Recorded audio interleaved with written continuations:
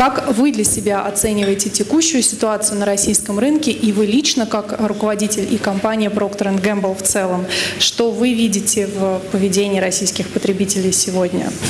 Look, first, as my colleague said, and any of you know, right, the ruble devaluation is a reality. The new GDP outlook of minus 0.8 is here. I think with high probability we're going to expect and have a recession the next year. But I also can say, I think, in confidence, and there is not one fast-moving consumer company that would not say that Russia and the Russian consumers have been, are, and always will be a key strategic and important market. Now, like all companies, we are committed to the Russian consumers, to the Russian market. We have our production facilities, 3 of them in Russia. We have over the years, we are 23 years now here in Russia, we have developed a broad portfolio. Broad portfolio means brands in various price tiers, so our consumers can experience our products in home, for their health, for their confidence. But more importantly, over the last 23 years, we have developed a very strong and capable local organization, and I dare to say that that is a competitive advantage in good times and in bad times.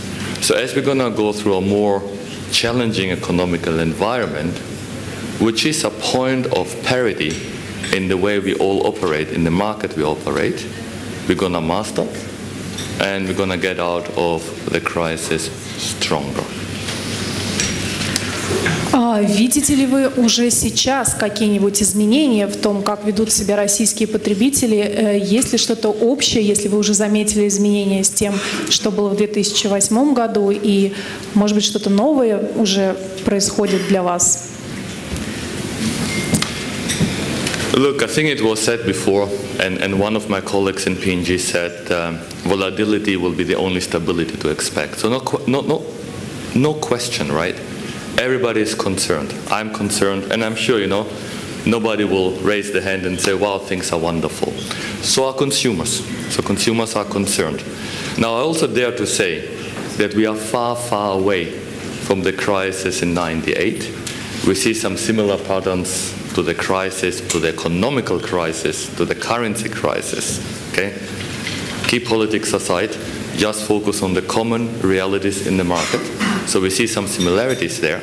And consumers are concerned. That is clear, and that is true, and so are we.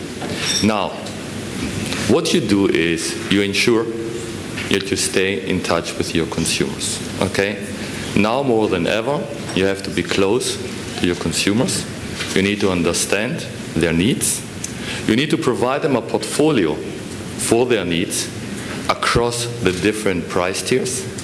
You need to drive out any not needed cost in your structure, in your business, so that you can pass within the portfolio that you offer to the consumer the best value.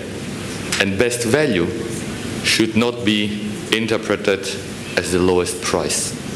Best value means the best performance within the product for a fair price. And with this, you're then also going to have to look what are the advertising communication messages that you might want to emphasize during this time, being close with consumer, understanding what he or she is looking for.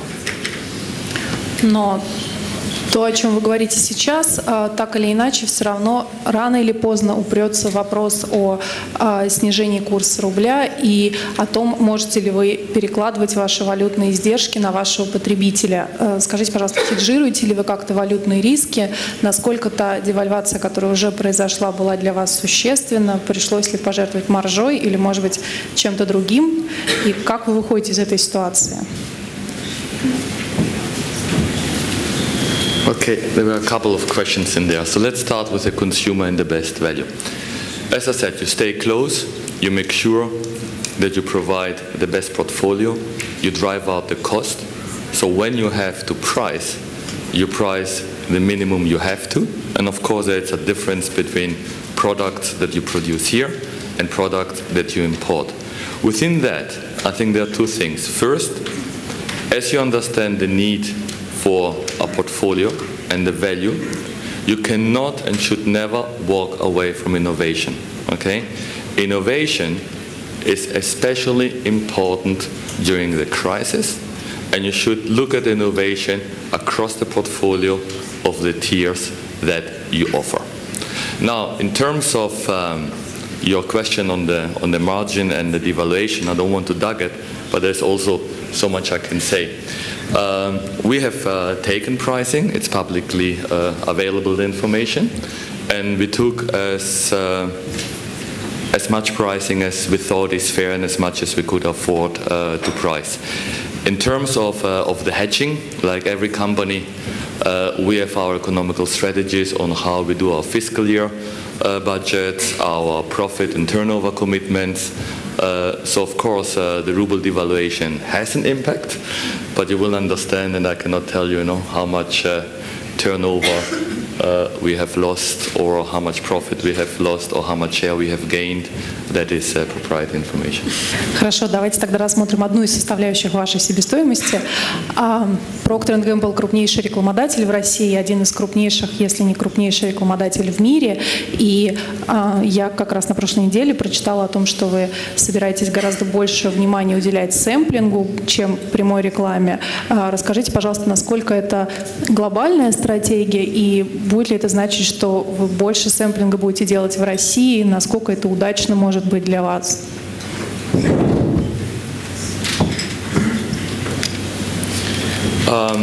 Look, I mean, advertising budgets, advertising, like all the business elements, is something that we review. Okay, we review periodically, and what we're looking at there is what is the right information in the most effective way to be passed to the consumer when he or she is most receptive. And when we talk about effectiveness, we of course also look at cost effectiveness. Now, in Russia, in line with the global trend, you see a significant immersion in digital. Therefore, obviously our engagement, our investment in digital does increase, will increase. Sampling is one element of it. And again, especially in crisis, you have to make sure that your trial and penetration among your user base remains strong, and sampling is one way for it. Now, if you see, however, the market development, while digital is significantly increased, if I compare the digital environment today versus 2005, when I was in Russia as a marketing head of the region, this is day and night. Having said this, today, and I would say for the few years and years to come, TV will remain a critical medium. And as one of the biggest fast-moving consumer good companies, we're going to remain one of the strongest supporters and spender of that medium. Но если говорить про диджитал направление, то, может быть, можете ли вы дать прогноз или хотя бы порассуждать о том, можно ли ожидать, что в России диджитал как направление продвижения и рекламы когда-либо победит телевизор как все-таки традиционный источник знаний потребителей о ваших товарах? Look, I can't give you numbers, but what I will do in order not to just give you a flat answer is you need to look at the different components. When you look at digital, it has very, very facets, right? One of it is just the digital marketing, the digital communication that goes instead or complementary to other more classical mediums. But on the other hand, you will have what I would say social media. And if you look at social media, that is a key tool on how today we, and I think many companies, used to stay close with consumers. In Russia, for example, we are part of 30 platforms. We therefore are in touch with more than 10 million consumers on a monthly basis. That again helps us to understand the consumer needs, do our portfolio, etc. And if I might say, if you see how the whole consumer understanding has evolved over the last at least 23 years I worked with a company. I remember in my first week when I started in Germany, Schwalbach, my job was to design a questionnaire. It was a little support on a beverage pack I had to design. I designed the questionnaire. I went to the pedestrian zone.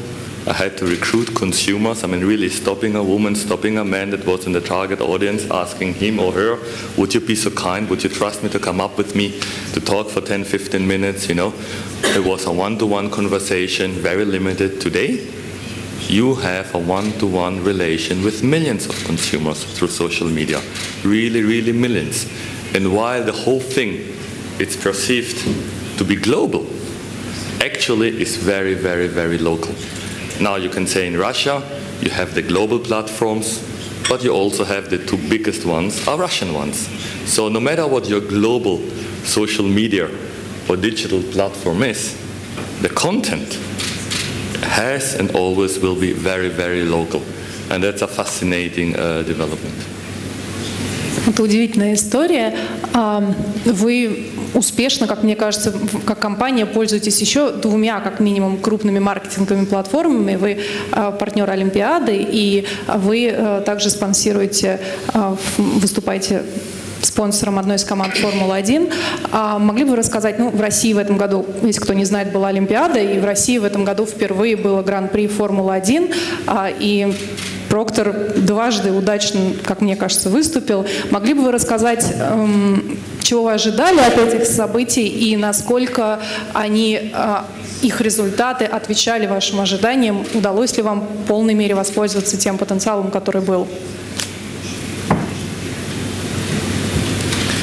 Okay, let me talk then first about the Olympics. We are a worldwide Olympic partner, and we engage this with our campaign, who is called Thank You Mom. Anybody seen the campaign during the Sochi time? It's everybody. That's wonderful.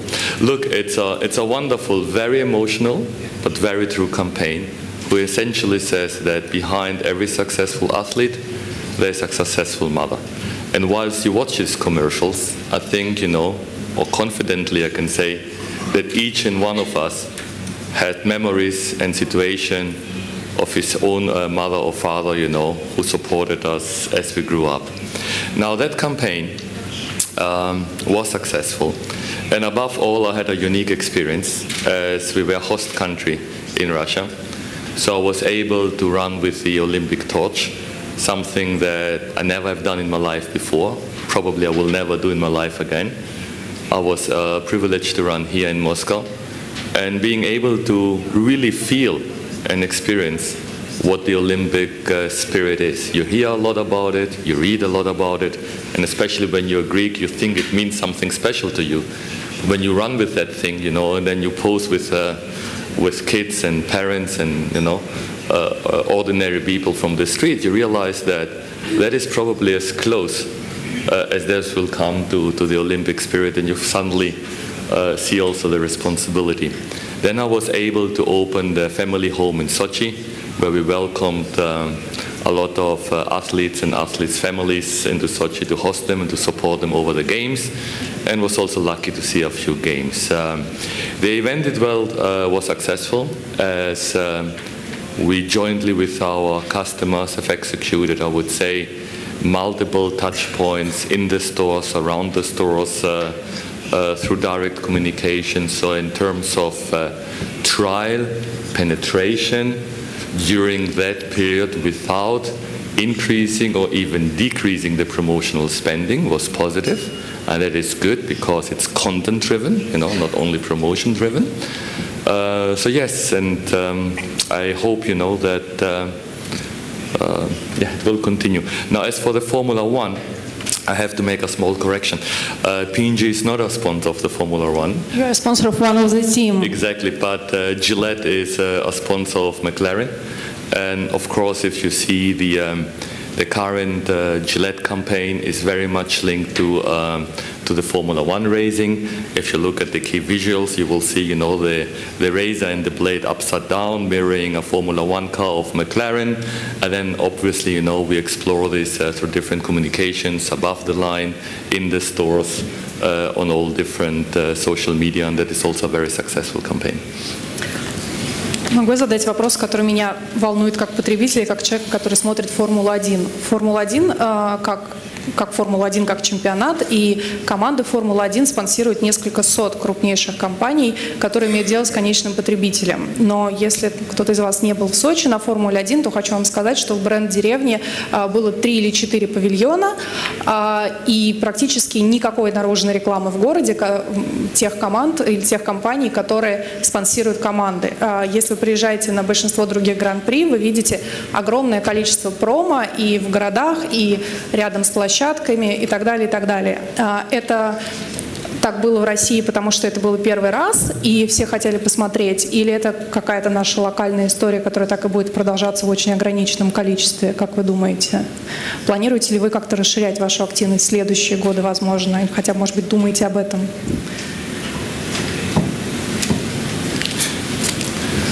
You mean on Formula One? Yes. Well, all I know at this moment in time is that Gillette is a partner with McLaren. I think, you know, if and when further races will be in Sochi, that will be with McLaren and Gillette. We will sponsor. We will part of it. I think when you look at the environment, I would not clearly correlate the absence or the amount of outdoor advertising either to the commitment nor to the success of the campaign, because today, going back, I mean, you know, the one-to-one relationship, the ability to target the main audience, the male audience, the female audience, whoever is a fan either of Formula One, but more importantly of McLaren and has used a razor of Gillette or is a potential consumer to use one in the future. There are multiple ways on how you can explore this, and I think, you know, the race in itself is a very important and critical element of a much bigger communication plan and platform. So yes, our support and our commitment is there. Давайте перейдем к более глобальным вопросам. Procter Gamble объявил большую достаточно реформу, в рамках которой будет сокращено количество, планируется сократить количество брендов, и уже это количество начало сокращаться. В прошлом году компания продала несколько подразделений, которые отвечают за pet food. Недавно было объявлено о грядущей сделке по продаже Duracell Уоррену Баффету, и в общем-то, вы готовитесь сосредоточиться на более скромном количестве брендов, если можно употребить слово «скромный» применительно к вашим брендам. Я имею в виду в данном случае исключительно их число, а не их качество. Между тем, я, например, в прошлом году видела исследование, которое говорит о том, что примерно 70% потребителей, 73%, если быть точнее, потребителей вообще не заметили бы, если бы бренды завтра просто исчезли все. Может быть, уже, ну так, провокационно поставим вопрос, может быть, уже пора отказаться от брендов и как-то по-другому продвигать свои товары и рассказывать о них потребителю. So there were two questions, right? The one, our global restructuring announcement, and the second one, if brands are important or if we should get rid of them. I start with the first one. Our CEO, A.G. Leffley, has announced in summer, in August, that we're going to simplify the company. That means that we will focus on 80 to 90 brands globally. We will organize those 80 to 90 brands in 4 independent business sectors, and those are the brands who are the strongest brands, the most profitable brands, and the brands that fit best to our core strategic brand portfolio. We already have divested pet food, as you said. Duracell has also been announced publicly, and for the other brands, this is work in progress. We do not speculate, nor do we comment on those. It will be a simpler company, a company, you know, that will be even more agile to the current and future challenges, as well as for the consumers' needs. So we're all very supportive and gonna do that. In terms of the brands, if brands are necessary or if we should get rid of brands, look, if you close your eyes, okay, don't think necessary of brands that might have a commodity character. Think also of brands that you use every day, and also brands that you might think are replaceable or you could tear down or you would not necessarily use them when times are tough, when money is short. If I look around the room, I can see a lot of branding. Branding that you wear, branding that you have in your hands, your shoes, your dress, your purses, your phones, anything. So in my mind and in my judgment, I don't think, and I cannot imagine a world without brands. And being, you know, a true marketeer, a true brand person for 23 years, I really believe that brands are here to stay and brands are here to develop. То есть вы не из тех 73% потребителей, которые могут себе представить мир без брендов? Look, again, I'm sure, and I've read this study, so that study is available, and I dare to say I can give you 10 other studies who will tell you how important brands are and why they're indispensable. So depending on how you ask and what the angle is, you get the answer. But even in that study, right, there were 20% of consumers who said, you know, brands are indispensable, and I was very happy to see that P&G was as the number 10 most important brand they had in top of mind, far ahead of any other branded icons that one would have mentioned would be ahead of Procter Gamble. So I believe brands will stay, and we're all going to be around. That's great. Ваша компания объявила о том, что она начала глобальную перестройку сети поставок и реформу системы дистрибуции. Я бы хотела знать, коснутся ли каким-то образом эти изменения России или могут ли коснуться в каком-то ближайшем будущем? Что нас ждет? Будут ли какие-то новости по этому поводу? You see, there is one beauty about P&G and any other global company. If you hear about a global strategy, there is high certainty that that strategy, you know, if it's a global company, we are basically going to implement and to look. But I dare to say this is not a new strategy. It might has put on a higher importance because, again, if you close your eyes and you see the map of Russia, Ukraine, Central Asia, the region we are covering, it's a huge, huge territory. So when you talk about supply network, when you talk about distribution, when you talk about go-to-market, you always assess your current structure, and you always are willing and are looking for investments to become more effective, to remain competitive, and ideally at a very competitive or low cost. Now, for those who have worked in Russia for several years, if you look today at the trade channel composition, and you look at the trade channel composition 3-5 years ago, it's very different. Today, you have a very fast consolidation of modern trade. Within modern trade, you have hypers and discounters who are growing disproportionately, right? And all of this is requiring for you to rethink, to reassess how you go to market, how you serve these customers, and how you will make sure that now and in the future you remain the preferred supplier with a measure that we're using, which is service as measured by the customer. So not how we would like the customer to measure our service, but how the customer actually is measuring the service that we deliver to him. Ну и полтора вопроса, возвращаясь к нашей предкризисной, или назовите это любым другим словом, реальности. Раз уж вы упомянули современные форматы торговли, скажите, пожалуйста, последние месяцы, возможно, вы можете сказать о своей компании или в целом о своих наблюдениях. Меняются ли как-то ваши отношения с сетями? Становятся ли они более требовательны или, может, наоборот, более сговорчивы в переговорах, особенно в том, что касается следующего года, когда, очевидно, нас ждет изменение поведения наших потребителей? I think easy to negotiate would not be a word I would use. But look, no, it has not changed. I mean, Stefanos has had a presentation on joint business plan, joint value creation, category management. All of these are strategic choices that I think each and one of the multinationals is working with the customers.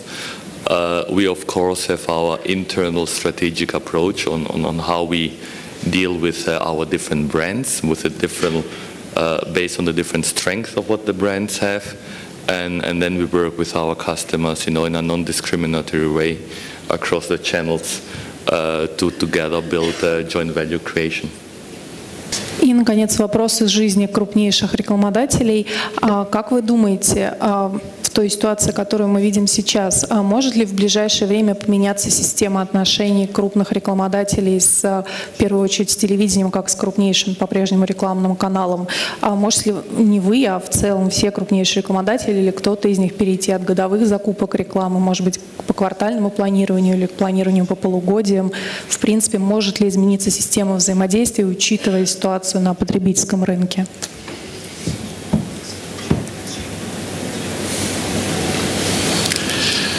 You see, there are a lot of strategic approaches you can use when you have, would say, a budget that potentially in your question was for any advertiser not related to Procter Gamble, right?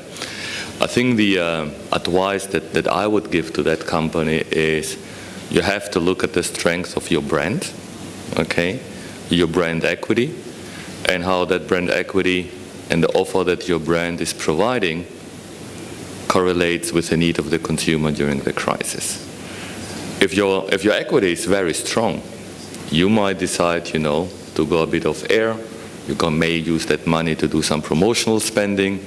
But in my opinion, all of that is very, very short term. I think more than ever in the crisis, you have to make sure that your brand equities are strong and get stronger. Because if your brand equity is with the consumer, if the benefit you bring to the consumer is relevant for him or her during the crisis, I dare to say it's going to be even more so after the crisis. Now, depending again on the size of the company, on the distribution of the respective product, on the territory that the distribution is covering, you might decide to look for different communication vehicles that pay justice to where your product is found, sold, and available. But for us, I think TV will remain one of the key channels going forward. Спасибо за ответы. Скажите, пожалуйста, есть ли у кого-то из аудитории вопросы? У нас есть некоторое количество времени. Можно их задать, только, пожалуйста, представляйтесь. Здравствуйте, Лещук Сергей, мясное направление Русагра. Сотириос, спасибо огромное за вашу поддержку нашей Олимпиады. Благодаря вашему контракту, в том числе, она состоялась на таком уровне. Вопрос про ваши инвестиции. В среде профессиональных маркетологов принято рассчитывать показатель РОМИ, возврат маркетинговых инвестиций. Через сколько лет вы полагаете вернуть эти деньги? Спасибо.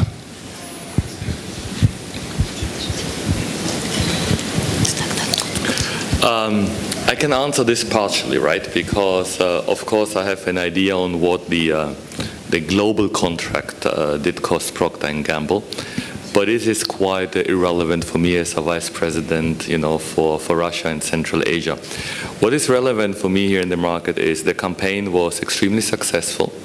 I was able to use a global platform, which I then executed, as said before, with our trade partners across Russia and beyond Russia, within the region. And that return of investment, without being able to tell you the figure, was utmost competitive versus a classical promotional investment. Utmost. So it was a good investment. Спасибо за ответ. Пожалуйста. My name is Olga Loskotova, Serial Partners Worldwide, and I have the following question. We have mentioned several times today the necessity to reduce costs. And I think that P&G is a very good example how to adapt, how to adjust to new realities, and how to become leaner. It's not a secret that you are reducing not only brands, but also you are streamlining the operations, and you basically have done a massive restructuring. If you can share some first outcomes of this restructuring, positive and or probably negative. Look, one thing that thank you. One thing that I said before is that you always have to be aware of what are your operational realities around you. Strip away politics, emotions, we all have that opinions. Stick to the business situation, the business fact. And then you always look at, as you said, cost saving. And what I would say, there are two parts of cost. The one is that is what I would call the bad costs, right? Bad costs that you don't need. Those are inefficiencies in your supply network. Those are inefficiencies or not very productive assortments, SKUs, within an existing brand. And you have to be very, very brutal to make sure that you don't avoid the tough calls. You have to do that, and that is relatively simple. What you then have is what you call the organizational restructuring, right? As you move on year after year, productivity, organizational productivity, and organization efficiency is always one variable that you have to deliver within a company. So what you do there is you look within, again, your operating structure. In Procter & Gamble, we are a global company that has what I would say go-to-market organizations in the market. We have here one in Russia for Eastern Europe and Central Asia. And within that, you have design principles like you always want to be competitive in your go-to-market structure, you always want to be competitive in your brand, and you always want to secure that you have a very strong and very capable organization that can serve the right size of your business now and in the future. And if you put the things together, you then of course find efficiencies, you do restructure, you do reorganize, but as my colleague said before, you do this in a very transparent and truthful way, and essentially you do strengthen the operations and the future of the company. Perhaps I have one of the last questions. Margarita Koshman, Spencer Stewart. In your current global strategy, you don't have space for the local brands. How do you see this will influence your relationship with retail and also perhaps with the current Russian government strategy on localization? There were three questions. The one was local brands, yes or no? And the next one was the relation with the Russian government based on brands. I think, again, without to avoid the question, it's not a question if you have local brands or global brands. The question is, do you have consumer relevant brands and consumer preferable brands in the market where you operate? I dare to say, in most of our categories we are number one or number two. We still have local brands with local heritage, like Myth in Russia. So for us, the goal is to be relevant and to be consumer preferable. If that can be done through a global brand, we prefer to do this with a global brand. But if it can only be done with a local brand, then it will be a local brand. As term of the government and the relationship, we have a very good relationship with the government. We are committed to the Russian consumers and to the Russian market. We have 3 manufacturing sites. We always look and do extend our investments, even or maybe despite the crisis. And that will continue. And I don't think that the government, if I might dare to say this, is concerned about if we sell a local or a global brand in the Russian market. I think their concern is, do we have as a company a commitment in the market? Do we have local production facilities? Are we paying a significant amount of taxes, which we do? And do we have social programs in the communities where we do produce, which again we have? And are we here to stay for the long term? And again, I mean, Russia was, and always will be a key strategic market for any fast-moving consumer company. You have more than 200 million consumers in the region, okay? Nobody is gonna walk away from Russia. Nobody. Thank you. У нас осталось время на один вопрос. Я вот вижу Илью Блинова с микрофоном. Давайте только постараемся коротко. Сотириос, спасибо за довольно откровенное интервью.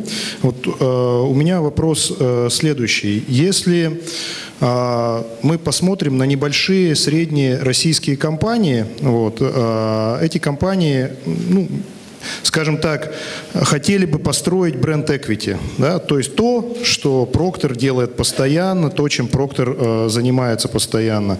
Но за P&G Russia стоит глобальный P&G с колоссальным количеством ресурсов, с колоссальным количеством денег. Вот можете дать такой совет для небольших, средних российских компаний? А вот что делать, буквально буллетами, и что не делать для того, чтобы построить, ну, бренд equity, похожий, ну не знаю, там на Ариэль, на Тайд, на Блендомед. Спасибо. Well, this would take more than a few minutes, but 3 things to do and 3 things not to do. good. Now, the first thing, no surprise, right? It starts with your consumer and the product you have. So the first and foremost thing is a consumer understanding. So let's say you have a product, right? Understand how the consumer today is using that product, what other brands of that product are in the market, and that what do they stand for. Then you have to make a very, very key choice. It's something that I would call your point of difference. What is it that you want the brand to stand for in consumers' mind that is different that other brands offer today in the market you will compete it? Because if you don't have a point of difference and you go with a point of parity, you're going to have a very tough time to stand for anything, and you're only going to be primarily able to run your business through price promotion, and that is not sustainable. Okay? What you then have to do is to design something like an equity pyramid. What is the core benefit of the brand? If you stand up in the morning and you will ask the consumer, he or she will say X, Y, Z. And that has to be consistent in your communication over years to come. And only once you have this, you're then going to figure out what is the way and what are the channels, where that consumer that looks for that benefit will primarily shop, and then you go into consumer insights and shopper insights.